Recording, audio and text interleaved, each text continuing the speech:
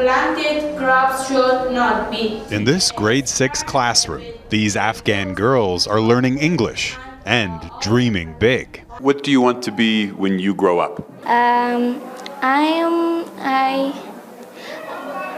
want to be a doctor anyways.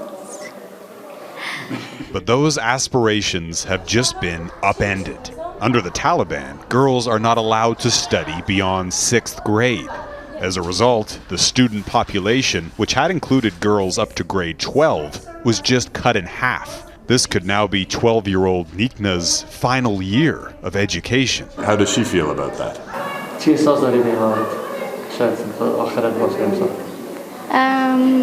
Not good. The private school's founder recently fled the country after he says he received this threatening letter from the Taliban accusing him of running the school in violation of Sharia law. The school's banners, which showed girls' faces, were torn down and the Taliban flag put up. The school's principal says, "I see our girls playing and singing, and it makes me really sad to think they can't continue their studies." On that day when the Taliban arrived, I was at the office. Khalida has a diploma in computer science and a law degree. She started her career a decade ago as a receptionist for an insurance company, then worked her way up to management, leading a team of 60.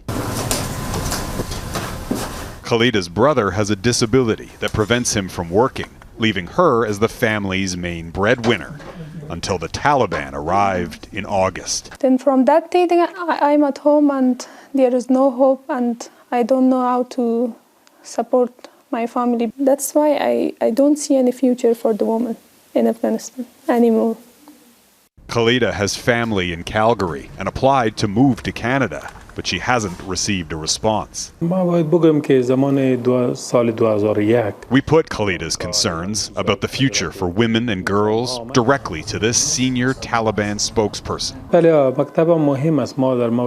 All girls will be allowed to go to school and women can go to work once our government comes up with new regulations to provide them with a proper environment, he says. The Taliban made a similar commitment when it took power the first time in the 90s, but girl students were never allowed back. And Nasiba Hashimi expects that history to repeat. She and her daughters are hiding at this safe house. Even if the Taliban makes good on its promises for schools and work, she says, Afghan women will continue to be persecuted.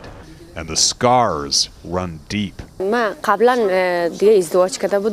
ex-husband and his family were very violent, she says. They beat me, forced me to stay home, and wouldn't allow me to go to university. Hashimi eventually filed for divorce and fled. She says she's received death threats from her ex-husband and the Taliban.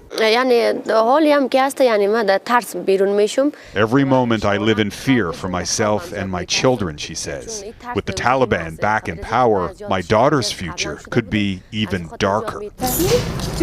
She's also applied for refugee status in Canada, but hasn't received a response, desperately hoping her daughters won't have to follow in her footsteps.